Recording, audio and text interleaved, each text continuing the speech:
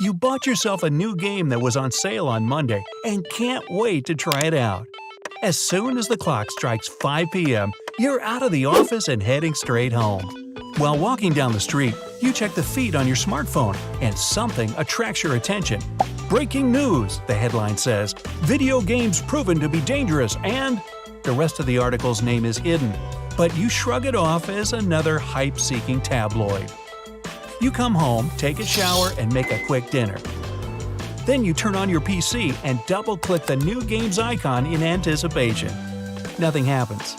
A couple of minutes pass with no sign of the game launching, so you double-click it again. Still nothing. Okay, seems like you'll have to reinstall it.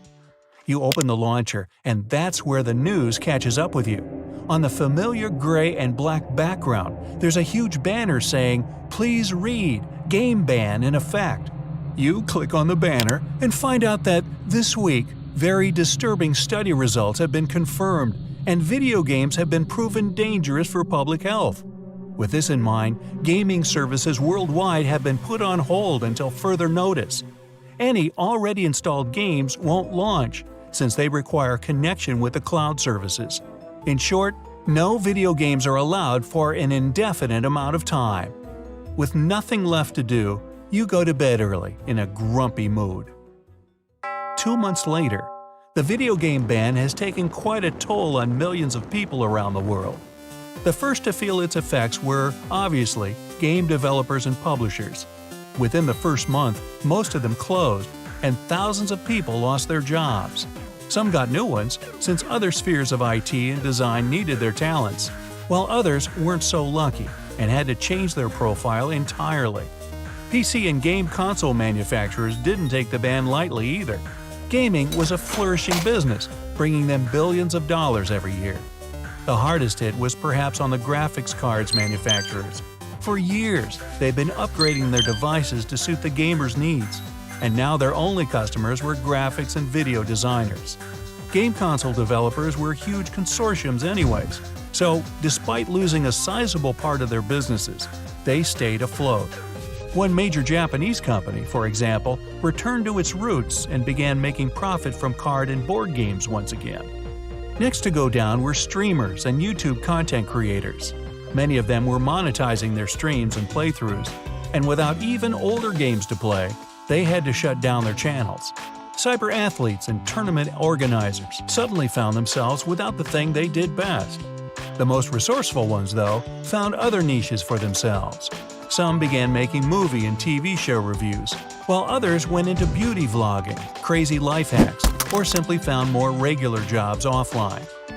And finally, there were simple gamers, people like you and me, who just wanted to enjoy a little playtime when they had a free hour or two. Modders had to abandon their favorite hobby and find something new to indulge in. Philately or stamp collecting, for example, has experienced a boom unheard of since the 1980s, thanks to the influx of bored former gamers. Board games were at their all-time high, and tabletop RPGs enjoyed attention they'd never had before. Also, people soon found out that oldies but goodies weren't banned either. Things like Solitaire, Minesweeper, or Battleship were still allowed. No surprise that in less than a month, they gained renewed popularity, and official tournaments started being held and broadcast both offline and online. There were shadier deals too. Although the notorious study proved that all video games were harmful and called to ban them, many people realized their older game consoles could be put to use now. Those who had their own ones blew dust from their CDs and cartridges and enjoyed nostalgic times. For the rest, underground retro gaming became a thing. Quick-witted entrepreneurs opened up half-legal gaming clubs and invited people to play older consoles and arcade machines in cellars and deep within downtown alleys. CDs and cartridges, as well as retro consoles themselves, became a much sought-after rarity. Official stores, obviously, stopped selling them much earlier in favor of new ones. But after the ban, secondhand sales skyrocketed. Before, only avid collectors were eager to cough up hefty sums for some rare game or console edition.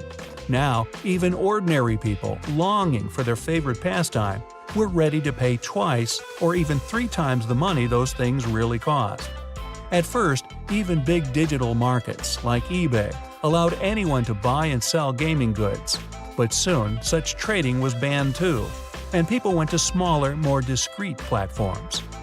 All this time, however, the news was flying crazy around the topic. There were wild speculations about the origins and methods of the study. Heated discussions were held both at night shows and in the prime time on TV and the internet. Some experts argued that the ban was a hasty decision that required thorough examination. Others were firm believers that games should have been banned long ago. Lots of parents of teenagers rejoiced when their kids were forced to stop playing online games. Their joy didn't last long, though. Only about half the teenagers left without gaming turned to books and studying. The other half, unfortunately, resorted to less civilized activities. As a result, parents of those kids signed a petition to lift the ban, which gained huge popularity very quickly.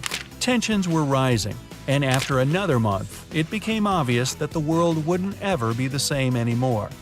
Clandestine gaming club network was growing, giving trouble to the police who couldn't find and close them all.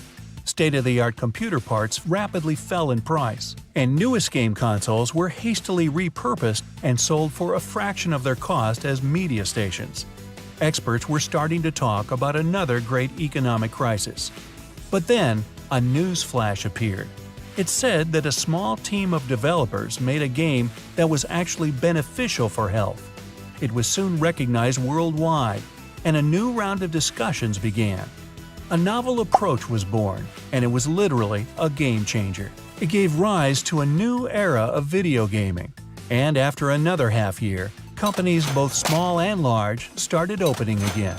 Things began looking up once more, until year 2022. It's Friday at last, and you can't wait to go home and play that new game your favorite developer has finally launched. You go out of the office, and on your way home, you scroll the feed on your smartphone. A piece of news grabs your attention almost immediately. Breaking news, it says. Action movies prove deteriorating for health, and you think a moment of opening the article, but then decide not to. After all, your new game is waiting for you at home, and that's what matters to you now.